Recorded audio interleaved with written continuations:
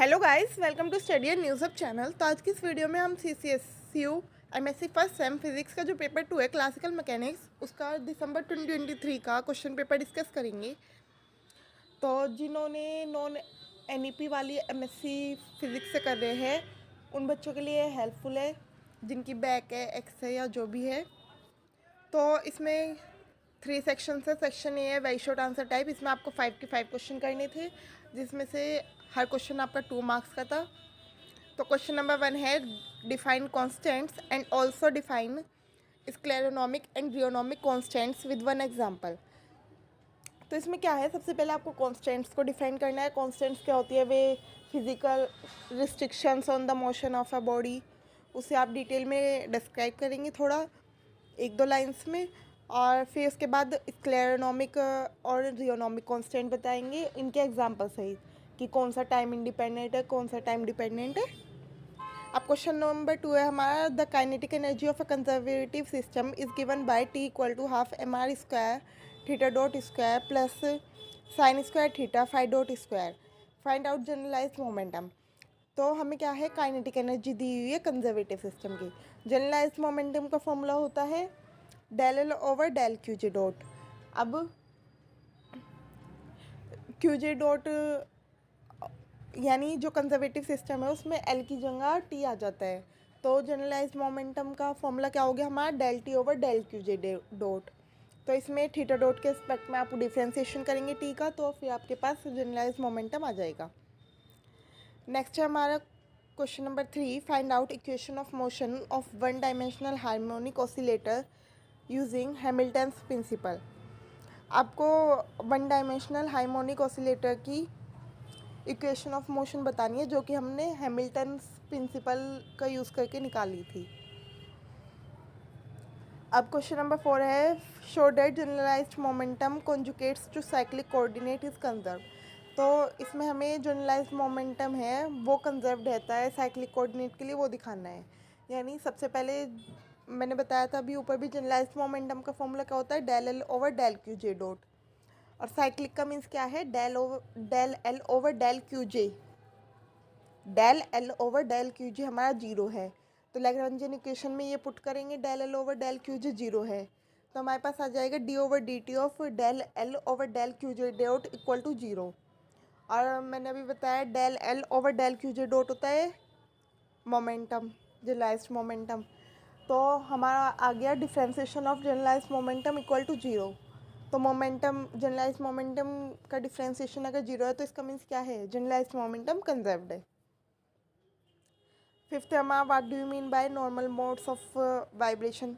Small oscillation वाले में normal modes of vibration क्या होते हैं, उसकी डेफिनेशन वगैरह बतानी है कि आप क्या समझते हैं इससे। अब सेक्शन बी है हमारा शॉर्ट आंसर टाइप। इसमें आपको 3 में से 2 क्वेश्चंस करने हैं, हर क्वेश्चन 5 मार्क्स के हैं, तो ये सेक्शन पूरा 10 मार्क्स का हो गया। तो क्वेश्चन नंबर 6 है, find out Lagrangian periodic time and equation of motion of compound pendulum. तो कंपाउंड पेंडुलम के लिए पहले टी की वैल्यू लिखनी है, फिर वी की लिखनी है, फिर उसमें लैग्रेंजियन एल की वैल्यू निकालनी है, टी माइनस वी। और फिर जब एल की वैल्यू आ जाएगी तो लैग्रेंजियन इक्वेशन ऑफ मोशन में del L over del Q j की वैल्यू निकालनी है और del L over del Q जे डॉट। क्यू जे हमारा उस पर डिपेंड करेगा क्या है, इसमें जैसे थीटा होगा, ठीक है। तो थीटा डॉट और थीटा के एस्पेक्ट में डिफ्रेंसिएशन करेंगे लैग्रेंजियन का, और फिर लैग्रेंजियन इक्वेशन ऑफ मोशन में पुट कर देंगे वैल्यूज़, तो हमारी इक्वेशन ऑफ मोशन आ जाएगी। अब उस इक्वेशन ऑफ मोशन से हम टाइम पीरियड निकाल लेंगे। कैसे, इक्वेशन ऑफ मोशन में हमारा ओमेगा एंगुलर फ्रिक्वेंसी की वैल्यू आएगी और फिर टाइम पीरियड का फॉर्मूला लगा देंगे हम। 7th हमारा state and prove conservation theorem of energy. इसमें जो 3 कंजर्वेशन थ्योरम हैं उनमें से एनर्जी वाली प्रूव करनी है, जो टाइम को एक्सप्लिसिट लेके करनी है। अब क्वेश्चन नंबर 8 है हमारा, define Poisson's bracket and Lagrangian bracket, derive relation between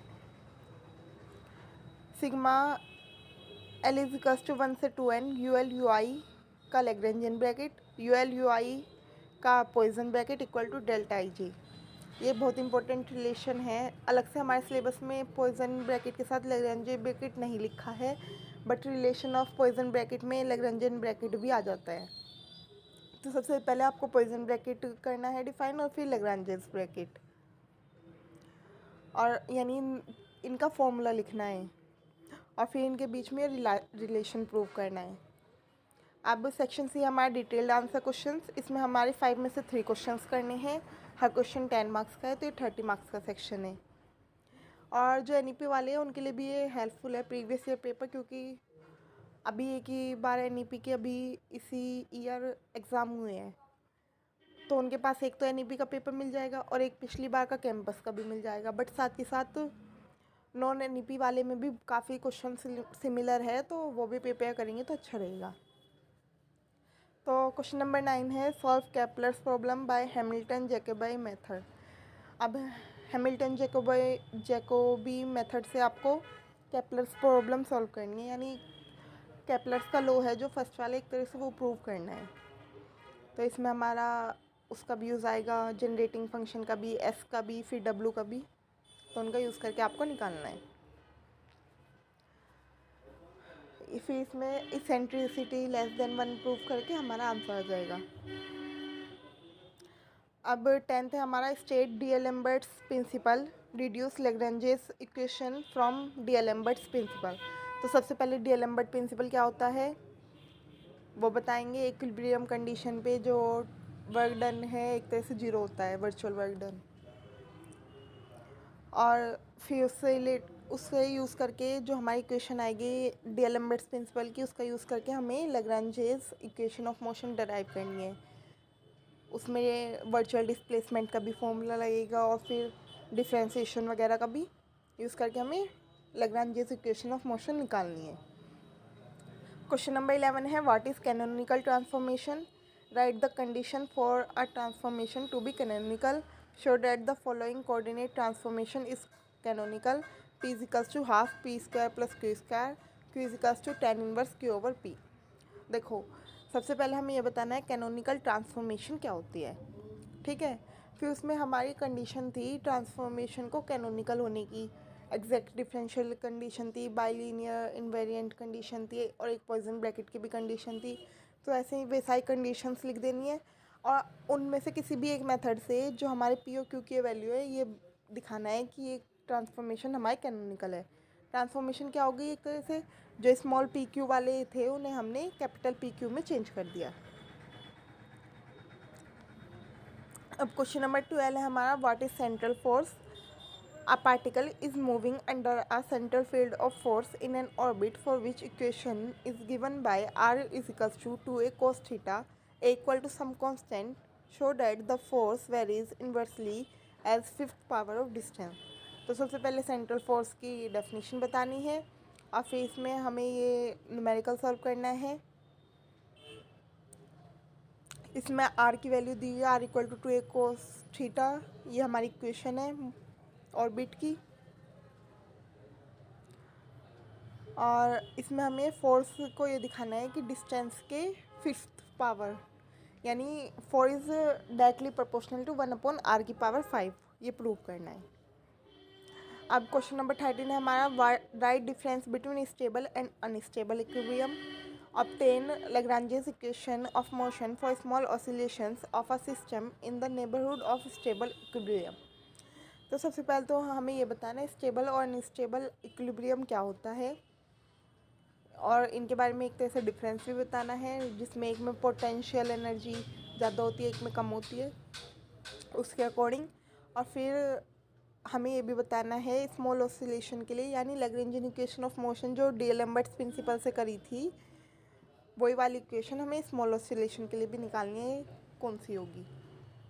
और ऐसे ही हैमिल्टन्स वेरिएशनल प्रिंसिपल, इनसे भी निकलती है लैग्रांज इक्वेशन ऑफ मोशन, तो उसमें से कोई सा भी डेरिवेशन आ सकता है।